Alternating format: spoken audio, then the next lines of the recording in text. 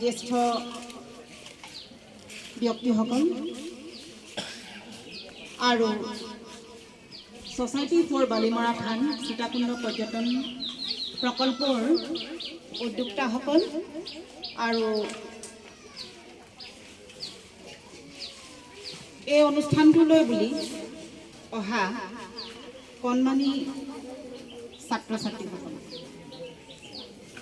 উপৰোক্ত বক্তাসকলে কৈ গৈছে যে কেন্দুগুৰি গছৰ যি আমাৰ বিশেষত্ব আমি সঁচাকৈ সৌভাগ্য যে আমি আজি এই কেন্দু গছৰ পৰাই আমাৰ কেন্দুগুৰি গাঁওখনৰ পৰিচয় হৈছে আৰু এনেহেন আপুৰুগীয়া বৃক্ষ আমি নিচেই কাষৰ পৰা আমি দেখিবলৈ পাইছোঁ আৰু ইয়াৰ উদ্যোক্তা কৃষ্ণ ডাঙৰীয়া কৈ গৈছে যে বিশ্বৰ 558 উদ্ভিদৰ ভিতৰত এয়া এটা প্ৰজাতি বুলি আমি জানিব লাগিব যে এনেকুৱা বিশ্বৰ বহুখিনি সম্পদ আমাৰ পৰা হেৰাই গৈছে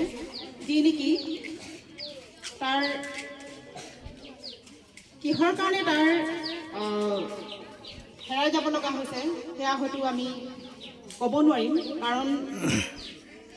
ইয়াৰ উদ্ভিদ বিজ্ঞানৰ যিসকল হেৰি আছে তেওঁলোকেহে সেই বিষয় ক'ব পাৰিব কিছুমান এনেকুৱা বস্তু আছে আমি সৰু এটা মই কথা ক'ব বিচাৰিছোঁ যে আমি সাধাৰণ কথা আমি জানো যে ধান জলকীয়া গছৰ কথা ধান জলকীয়া আমি চবেই দেখিবলৈ পাওঁ কিন্তু আমি জানো তাৰ বৃক্ষটো তাৰ পুলিটো আমি কেনেধৰণে আমি তাৰ ৰোপণ কৰিব পাৰোঁ তাৰ বীজৰ পৰা আমি যদি চেষ্টা কৰোঁ তেতিয়াহ'লে আমি কেতিয়াও তাৰ বৃক্ষ আমি তৈয়াৰ কৰিব নোৱাৰোঁ বা ৰুব নোৱাৰোঁ সেই ধান জলকীয়া গুটিটো চৰাই খাব লাগিব তাৰপিছতে হাগিব লাগিব তাৰপিছতহে তাৰ আচলতে পুলি জন্ম হয় তেনেকুৱা কিছুমান উদ্ভিদ আছে যিটো নেকি আমাৰ দ্বাৰা সম্ভৱ নহয় তো ঠিক তেনেকুৱা আমাৰ এনেকুৱা বহুতখিনি তেনেকুৱা প্ৰজাতি আমাৰ পৰা হেৰাই গৈছে পৃথিৱীৰ পৰা তো এই ক্ষেত্ৰত যে আমাৰ সৌভাগ্য যে আমাৰ মাজত যে এনেকুৱা এটা আপুৰুগীয়া এটা বৃক্ষ আমাৰ মাজত পাইছোঁ আৰু এই বিশ্ব দৰবাৰতে চিনাক্ত কৰাই দিবৰ কাৰণে ছ'চাইটিয়ে যে আগবাঢ়ি আহিছে সেই কৰ্মকৰ্তাসকলৰ সঁচাকৈ আমি তেওঁলোকক ধন্যবাদ দিব লাগিব কাৰণ এনেই পদক্ষেপ সকলোৱে নিজৰ কাৰণে ব্যক্তিগতৰ কাৰণে বা নিজৰ ঘৰৰ কাৰণে নিজৰ সেইকাৰণে চবেই কৰে কিন্তু সমাজৰ এনেকুৱা কিছুমান আপুৰুগীয়া কিছুমান বস্তু লৈ পৃথিৱীত বা বিশ্ব দৰবাৰত তেওঁলোকক চিনাকি কৰাই ল'বলৈ আগবাঢ়ি আহিবৰ কাৰণে তেনেকুৱা ব্যক্তি সমাজত মানে খুবেই কম মানে দেখিবলৈ পোৱা যায় কিন্তু তাৰ মাজতো আমি কৈছোঁ যে 100ৰ ভিতৰত অন্ততঃ 10% তেনেকুৱা ব্যক্তি আছে বা সমাজ আছে তেনেকুৱা যিসকলৰ নিজৰ বাহিৰেও আনৰ কথা চিন্তা কৰে বা অন্যান্য বিষয়ৰ ওপৰত তেওঁলোকে চিন্তা চৰ্চা কৰে তো তেনেকুৱা মাজতে তাৰ ভিতৰতে আমি পাইছোঁ আমি কৃষ্ণ ডাঙৰীয়া আৰু ইয়াৰ স্থানীয় আমাৰ ব্যক্তি মই গম পাইছোঁ ইতিমধ্যে আমাৰ বিজু বৰাদেৱ আছে আৰু এনেকুৱা আমাৰ কেন্দুগুৰি ৰাইজৰ বহুখিনি ব্যক্তি আছে জ্যেষ্ঠ ব্যক্তি আছে যিসকলে আমাৰ এই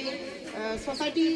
যিটো আমাৰ বালিমৰা থানৰ সীতাকুণ্ড পৰ্যটন প্ৰকল্পৰ লগত জড়িত হৈ আছে তো আজি এই তেওঁলোকৰ উদ্যোক্তাসকলৰ দ্বাৰা আজি অনুষ্ঠিত হোৱা মোক বিশেষভাৱে এই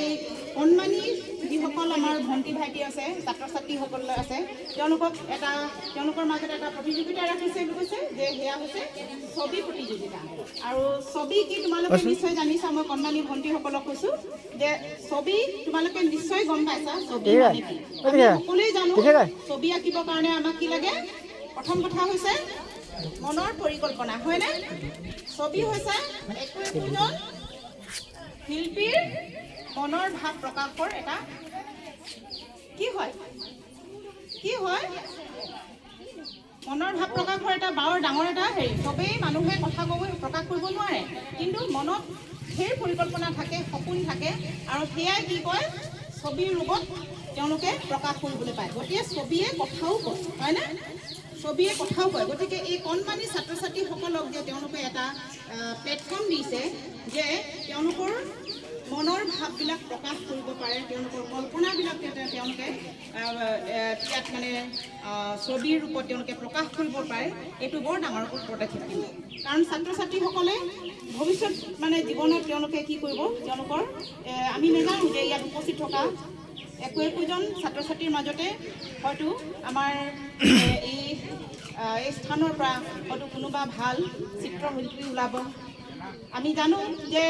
বিশ্বৰ আটাইতকৈ বিখ্যাত ছবিখন কি, আমি সকলোৱে জানো, মনালিছা নহয়নে? হয়নে? মনালিছা হয়নে? আৰু মনালিছাৰ ছবি কোনে অংকন কৰিছিলে জানানে? লিঅ'নাৰ্ডো দা ভিঞ্চি, হয়নে? তোমালোকে নাম শুনিছা? মনালিছা ছবিখন, বিশ্বৰ বিখ্যাত ছবিখনৰ নামেই হৈছে মনালিছা, আৰু সেয়া লিঅ'নাৰ্ডো ভিঞ্চিয়ে প্ৰস্তুত কৰিছিলে। আৰু তেওঁ ক'ৰ আছিলে জানানে? তেওঁ আছিলে ইটালী।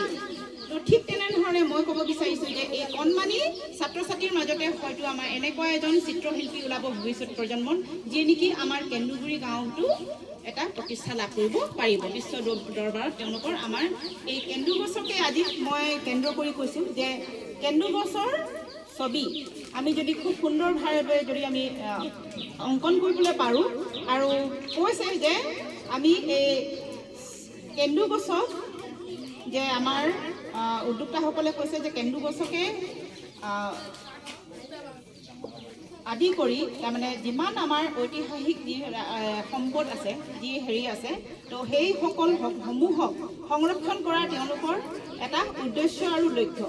গতিকে মই অনাগত দিনতো মই আশা কৰিম যে এই উদ্যোক্তাসকলে এনেধৰণৰ পদক্ষেপ লৈ নিজৰ লগতে এই অঞ্চলৰ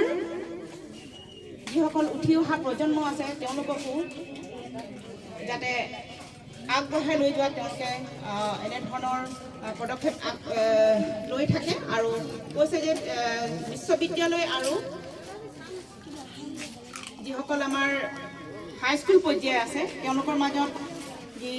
কুইজ প্ৰতিযোগিতা আছিলে, তৰ্ক প্ৰতিযোগিতা আছিলে, সেইসমূহ তেওঁলোকে অনুষ্ঠিত কৰিবৰ কাৰণে আচলতে কাৰ্যসূচীত তেওঁলোকে অন্তৰ্ভুক্ত কৰিছিলে, কিন্তু প্ৰতিযোগীৰ অভাৱৰ কাৰণে তেওঁলোকে এই কাৰ্যসূচী বাতিল কৰিব লগা হৈছে। আৰু অনাগত দিনত তেওঁলোকে খুব সোনকালে তেওঁলোকে এই তেনেকুৱা অনুষ্ঠান কৰিবলৈ তেওঁলোকে পদক্ষেপ ল'ব। মই বিশেষ বৰ বেছিকৈ মই এই বিষয়ে দীঘলীয়া নকৰোঁ,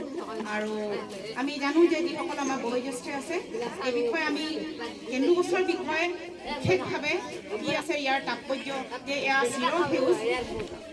ইয়াৰ পাত এখিলেও আমি দেখিবলৈ আমি পোৱা নাই যে এতিয়ালৈকে এতিয়া পকি যোৱা। তো বাকীবোৰ গছত আমি দেখিছোঁ যে পাতবোৰ পকিলে সৰি যায়, কিন্তু আমি দেখিছোঁ এই বিশেষত্ব এই বিশেষ গছজোপাৰ পাত এখিলেও ইয়াৰ কিন্তু পকা নাই। গতিকে ই এটা চিৰসেউজ উদ্ভিদ, হয়নে?